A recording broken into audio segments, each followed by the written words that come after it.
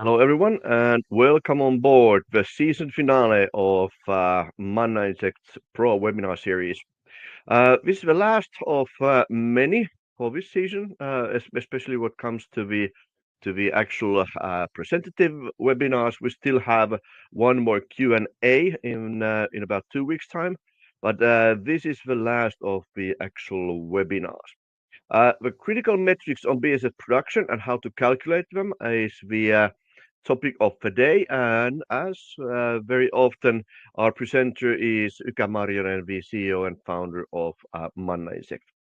Now, before we get Ykkä started, first of all, the recording of this section will be uploaded to the Insect Farm Hub in the roughly next 24 hours or so. Maybe quite fast today. Let's see how fast we can get the recording from Webinar Jam and be able to upload it to the Farm Hub. We haven't decided yet on the autumn season of webinars. We'll be updating all Manna Insect Mind customers as well as Insect Farm Hub Pro customers directly by email, but we'll also be updating the webinar season content in our social media channels. So remember to follow us on LinkedIn, Facebook, and Instagram. And of course, we do have content on YouTube as well, but not updating that frequently. Now, let's get Ykkä started. We have a very interesting sort of an actual finale of the season, the critical metrics, possibly one of the most important factors of insect farming of all the topics that we've had this season. Ykkä, are you ready to get started? We already have a few people on board. How about we Yes, kick out I'm the here. jams? Excellent. Yeah. Hi, everyone. And we have covered this topic at some point, and in that sense, it's a little bit repetitive. And we do have a more detailed ramp-up course, which goes over the details, but it's good to refresh and kind of upgrade the thinking. And of course, what we want to be is very simplistic, that it's kind of not overwhelming to get started, but yeah, measuring metrics and using metrics is kind of obvious and at larger scale, but we've seen a lot of like small scale and pilot operations where it's not been a standard. And again, we've been soon, or practically I've been personally 7 years in this field, and we've had many countries and many interactions, and it seems that everyone's doing it everywhere. But on the other hand, we also see that everyone's kind of almost alone everywhere, that there's not that many people, and there's no, like, let's say, organizing or cooperatives around this. And of course, that's something that we miss in this industry. And I want to keep this, let's say, on the same side detailed, but still a little bit, let's say, light, because you as a pro or premium member, you have access to ramp up course, which has a lot of details on the metrics as well. But I hopefully any questions, happy to take as well in discussions on this. And maybe you are kind of the audience that I don't have to convince on metrics, but it's good to always start with why we are measuring, because it might be that my educational background is engineering and research, and on those areas, it's natural that everything is quantified and measured and analyzed. But I understand when I go to talk to real people outside and in farms and all that, it's not so natural that you log and measure everything and then you calculate. So we can start with like the metrics itself. What they mean is that anything that can be converted into a number from the process. So how many larvae did you put per tray? It's not, let's say, handful is not a good measure. 10,000 $5 per tray is exact measure that we're looking for. How many grams or how many $5 you get per gram of eggs? Extremely important metric. Uh, then how big larvae can you grow per kilo of your substrate? Again, something that is extremely critical if you want to make money and professional production and not just backyard chickens to your own backyard chickens. And this is one aspect, is that some of those metrics can be just measured directly, like count how many larvae you put or weigh the grams of eggs. But some of these metrics you have to calculate when you know the input and output metrics, like FCR is an example, which you have to calculate. So you have to have a formula for it. So if everyone or most of us in the industry, we do want to scale our production. Scaling is always the goal, that you want to get bigger and bigger. But you can't do that unless your current production is stable. And if you want to have a stable production, you need to have a predictable production. And there's no point of scaling something if you don't know what's going to happen next week, or you cannot be confident that whatever you set the target, that you will reach it based on the metrics. And then you cannot do a predictable or stable production unless you measure metrics. And then you can use the metrics to repeat or increase or decrease, and you should see equivalent response. So it's very like linear relationship and fixed relationship between measuring the metrics and able to scale and eventually be profitable. But also, it doesn't have to be hard. Measuring or logging metrics doesn't really have to be that hard. And let's say scientific in that sense, that scares people off because, I don't want to measure anything or log anything because it's so hard and it requires like a lot of extra work. And that's our philosophy. We'll try to look at like these metrics actually make sense. And this is the easiest way to measure them and log them, and kind of avoid logging stuff just in case there is a need for it. So I've divided this to breeding, nursing, and rearing, and then post processing as a and some of these might be obvious to you. So I kind of apologize for that. The breeding, in that sense, is fairly simple. That you log and have a metric for how many pupa, number of pupa you put in today per cage, and rather per cubic meter. So that you might have multiple cages. The cages might be different sizes. So if you just say, cage 1, it doesn't convert into cubic meters directly. So you need to make sure that you would log metric and saying that I added 100,000 pupa to a 3 cubic meter area at this date. And then you can of course add that this is cage 1 as a side note. And then you should note, or you should have sensors, and of course some level of climate control, but at least sensors measuring the temperature, humidity, and light cycle, so that you get those values from there. So you know that today was average, it was 28 Celsius inside, 65% humidity, and the lights were on either 12 hours or the sun was up 12 hours, for example. So you need that data, especially if something goes wrong and your egg production drops. You need to go back and see that the temperature change or humidity change.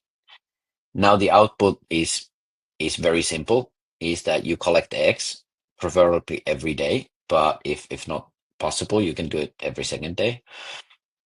You will log the amount of eggs you collected, and again, either per cage, but rather per cubic meter space. So you collected 75 grams from a 3 cubic meter cage. And then, like based on the inputs that you put, now you can start calculating that, okay, daily egg production is very easy to calculate because you just basically need the amount of eggs that you collected. Then you can calculate the egg production efficiency, which means that how many grams of eggs you get per cubic meter per day. And then you can calculate the average mean, median, mean, and max, so you can see that how much this changes per day. And then I think it's very interesting or very important to measure the pupa to egg ratio. So if you put 100,000 pupa in a 3 cubic meter cage in the next, with a 10-day delay, because you have to take, into account the delay to emerge the flies, but how many pupa you will get in the consecutive days, and what is the Gaussian curve of let's say the total amount of eggs that 100,000 pupa will have. And then with this information, you can then start predicting next week or next 10 to 14 days that if you add 200,000 pupa per every cubic meter today, you can calculate what is the expected amount of eggs you will get next day. And of course, if we go further with the nursing and rearing, the idea is that then you know how many 5 dolls you can nurse in the next 5 days, then you know how many trays you can load and how many biowaste you will get. And then eventually you know how many larvae you can sell. So you kind of have a full chain of metrics and equations that you can do from any part of the process. If you know one value, you can basically calculate the next 6 weeks of all the values that you will get.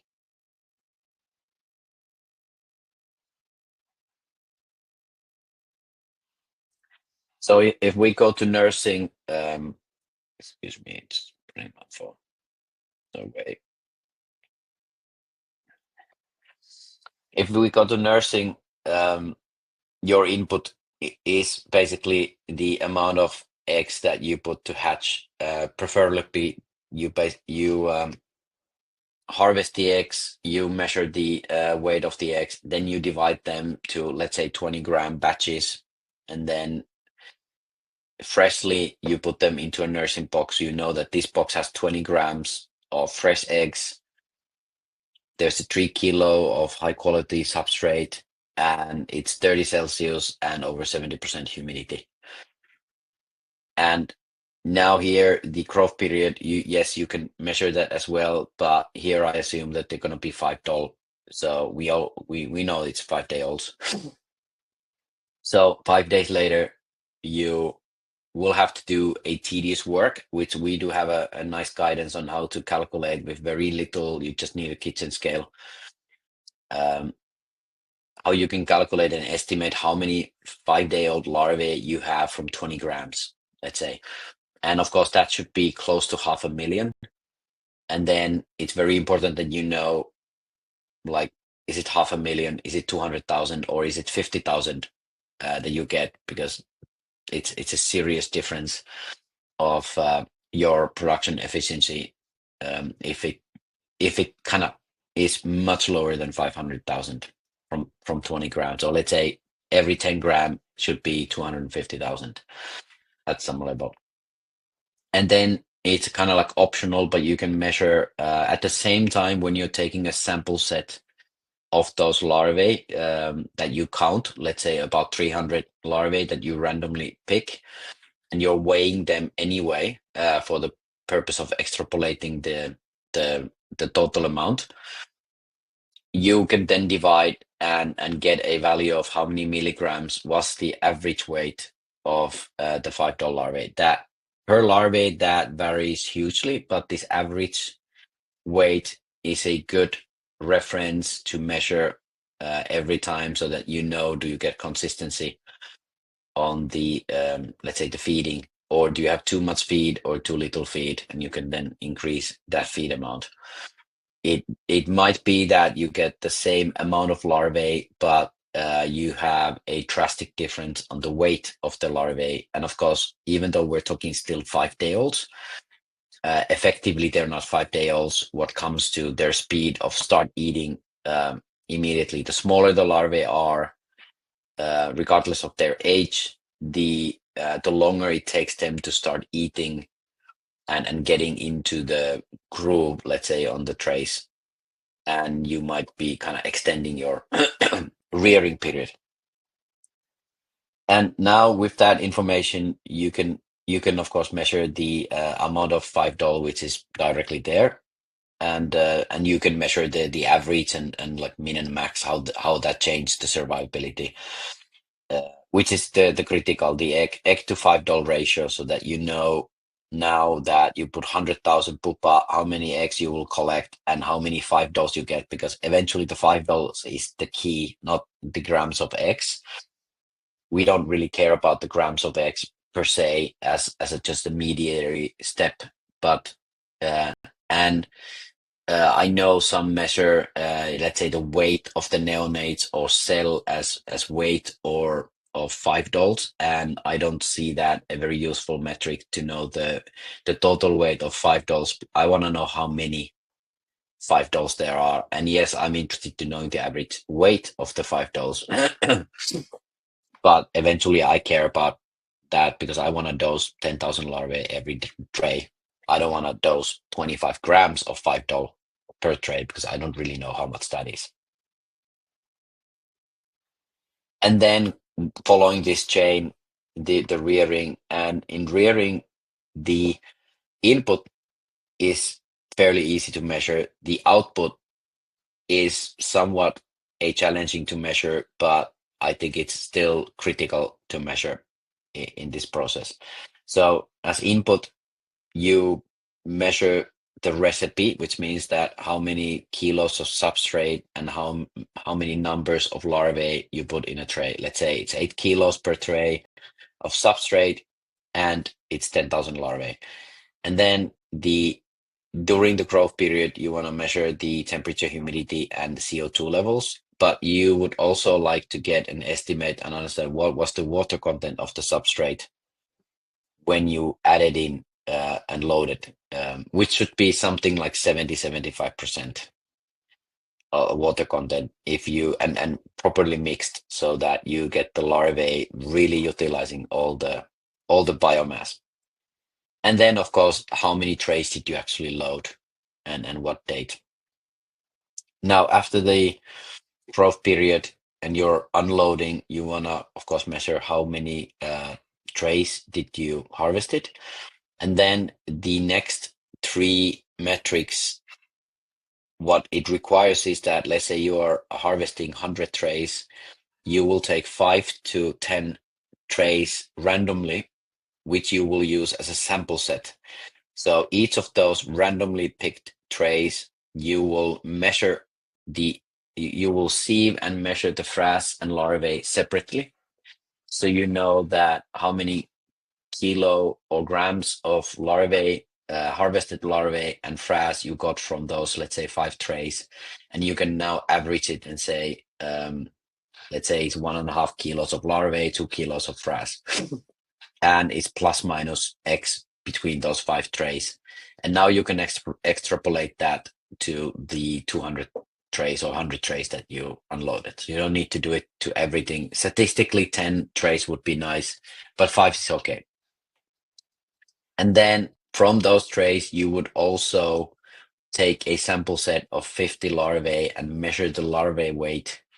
You get the average larvae weight, but you can also extrapolate and calculate how many larvae did you actually have in that. And that you can then compare how many 5-dose did you dose. That is there a dosing difference, an accuracy difference between that. And then also you get this full chain from pupa to eggs to 5-dose to live larvae at this stage. And now when you have these numbers of each phase, you can actually create a formula that predicts from the day you put pupa in, you get all these predictions on all the way to how many larvae you can sell.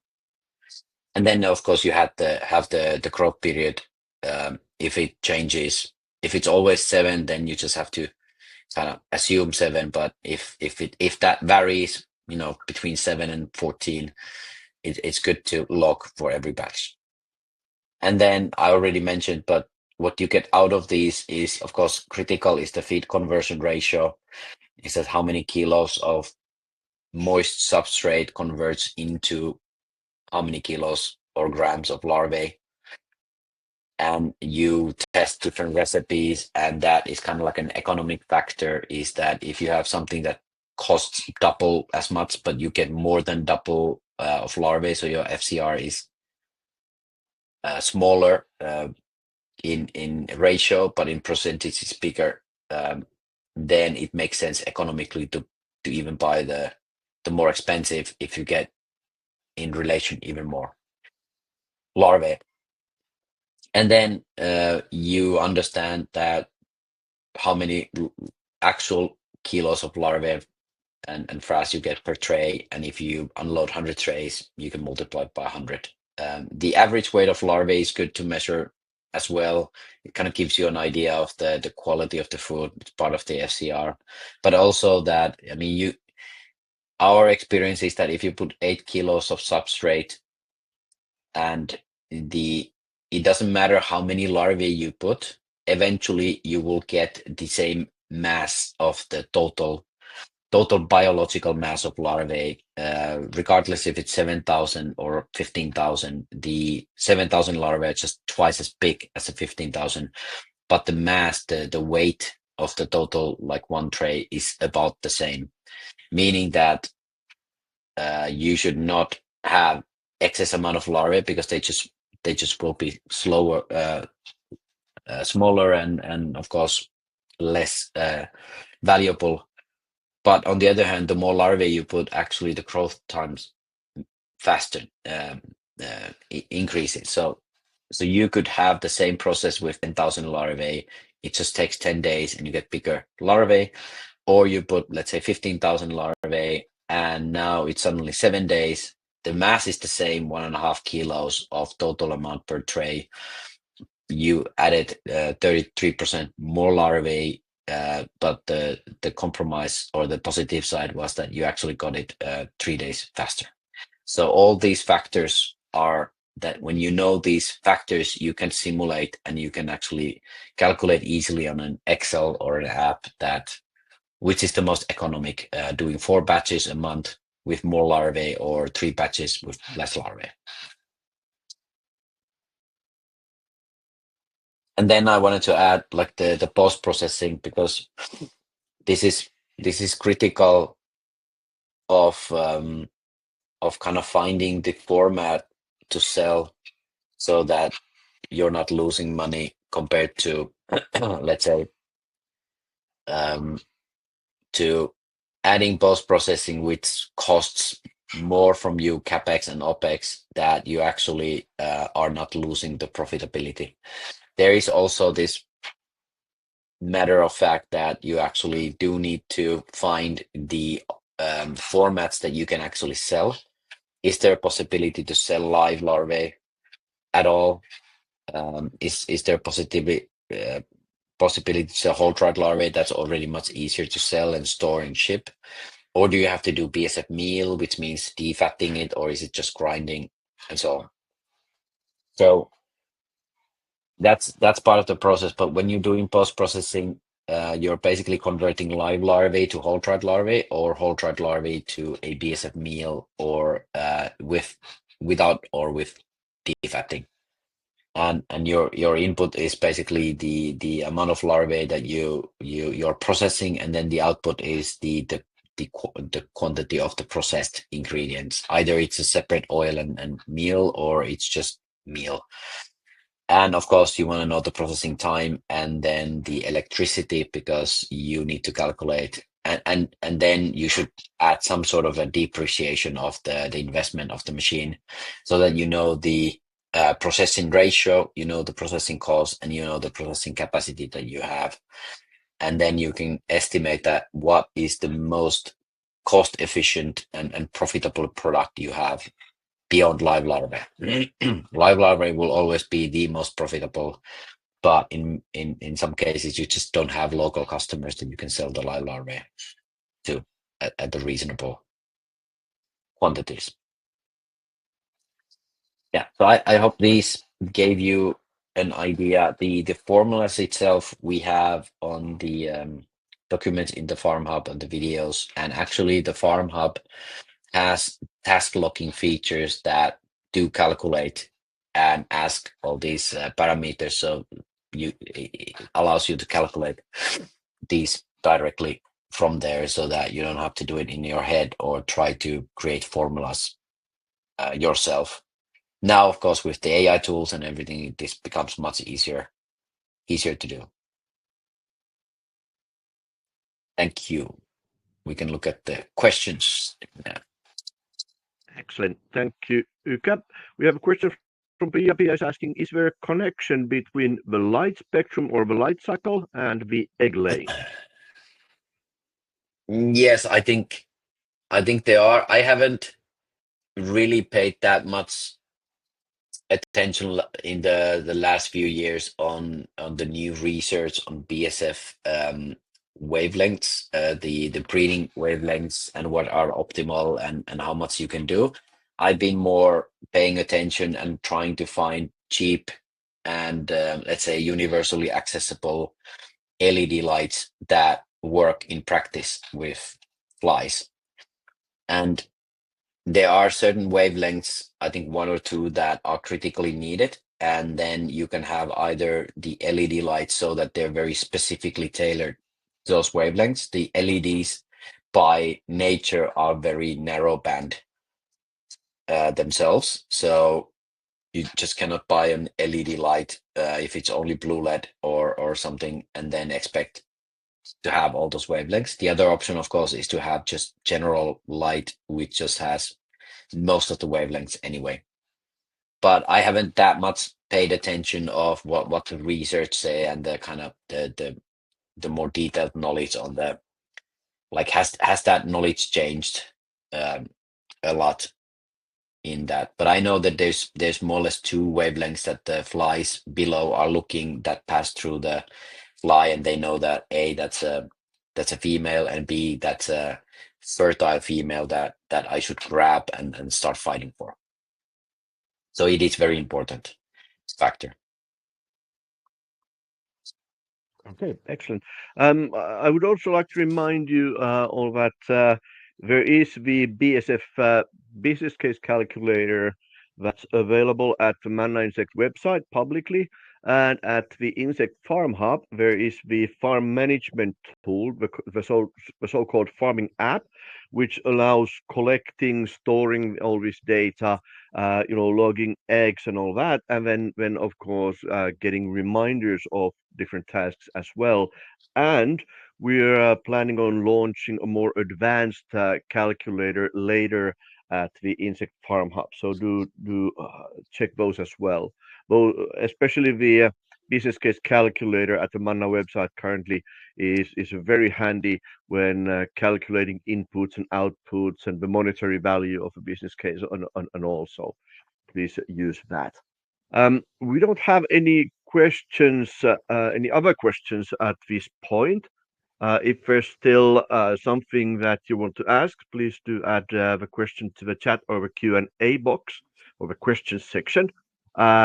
Meanwhile, just a quick reminder, we do have that last Q&A session where you're able to ask any questions whatsoever from Uka, which will take place on June 26th. As usual, it's first day, it's noon, that's 12 o'clock CET, Central European Time, 1 p.m. for us in Finland. So do join that session as well. Other than that, as we don't currently have any more questions, thanks for joining. Thanks, Uka, again for the great presentation.